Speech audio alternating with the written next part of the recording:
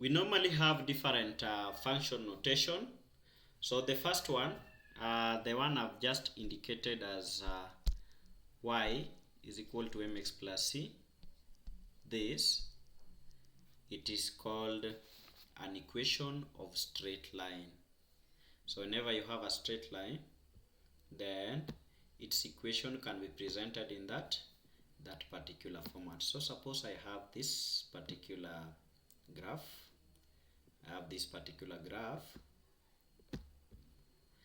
Then this my graph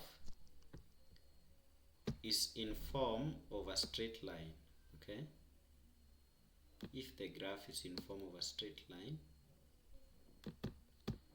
like this, then this is it can be presented in the form of y is equal to mx plus c. So y is equal to mx plus c. Yes, so y is equal to mx plus c. So that is it. So what is y? We have variables that are plotted on the y-axis. There are also some variables that are plotted on the x-axis. Then we have this straight line. So if I find the gradient of this is what we term as m. Okay, so where a line, suppose now I have this, let me undo. Suppose now I have this line drawn this way. So let's assume it is drawn this way. Okay, if it is drawn that way, first of all, that is a negative gradient. So where this particular line cuts the y-axis, where that particular line cuts the y-axis is termed as C. This point is termed as C. So if I have y is equal to mx plus c, that is where C is. So where the line cuts y-axis is what we term as C. So that is equation of straight line. So without wasting time, let's go back for us to also discuss other equations. We have the second one. It is also a polynomial function. It is called a quadratic function. A quadratic function normally includes the term x squared. So if I have, for example, 5x squared plus 3x plus 7, then this is a quadratic function. Why? It is a quadratic function because it has x squared. Okay, then the third polynomial function is a cubic function. A cubic function has characters of x cube. So if you have an equation that has characters of x cube, that is a cubic function. 3, that's a cubic function. So without wasting much time, being that now we've understood different functions, different function notation, we are going to do an example of a function of x. So you can be given an equation, either an equation of a straight line, quadratic equation, or a cubic function, and you can be asked to calculate the function of x. So if y is presented like in the first case, y is equal to mx plus c. An example, I can say 5y is equal to 5x maybe plus 7. Because y is written in terms of x, we say y is a function of x. suppose I wrote y is equal to 5t plus 6, then we say y is a function of t. Why do we say that? Y is a function of t because y is written in terms of t, and the remaining cases are also applied. So because most of the polynomial functions are normally written in terms of sorry, in terms of y, function of x, we normally indicate y, we normally replace it with the function of x. So if you've been told, for example, function of x is equal to x cubed minus 6 x squared plus 11x, then minus 6, right?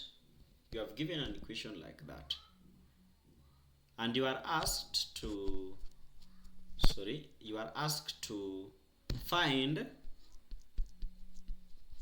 f0. If you've been asked to find f0, kindly replace x in this equation with 0, because here we have fx, but here this x have been replaced by 0. The position of this x have been replaced by 0.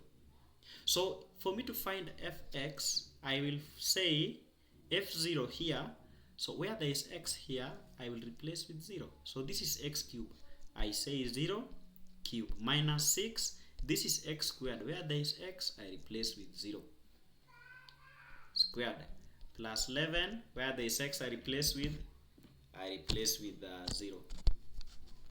I replace with 0.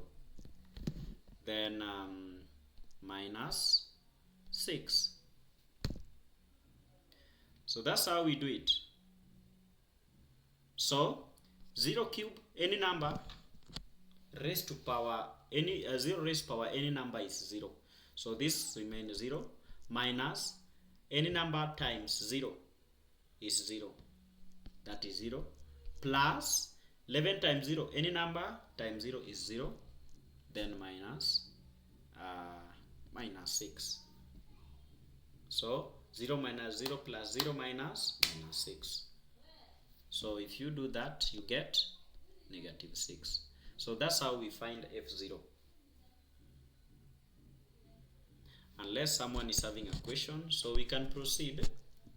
So how about if you've been asked to find f1? So we can also do that. Finding f1.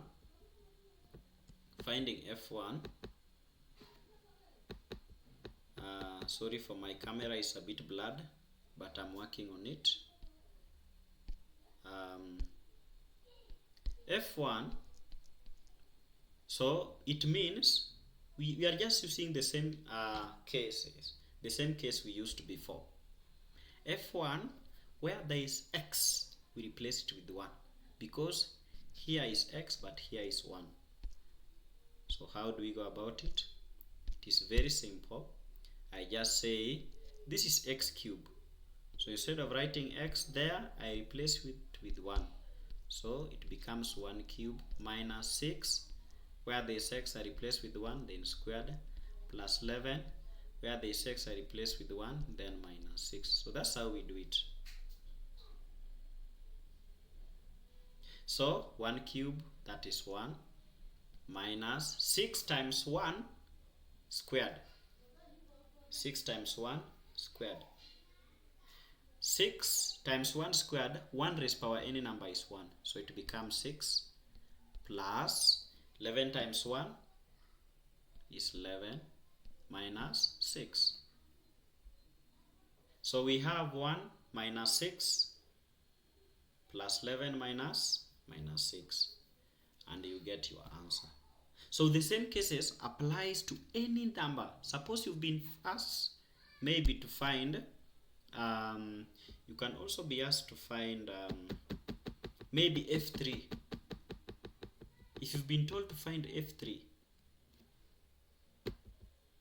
so we replace there. Now we write f3. My number is there. This is my number.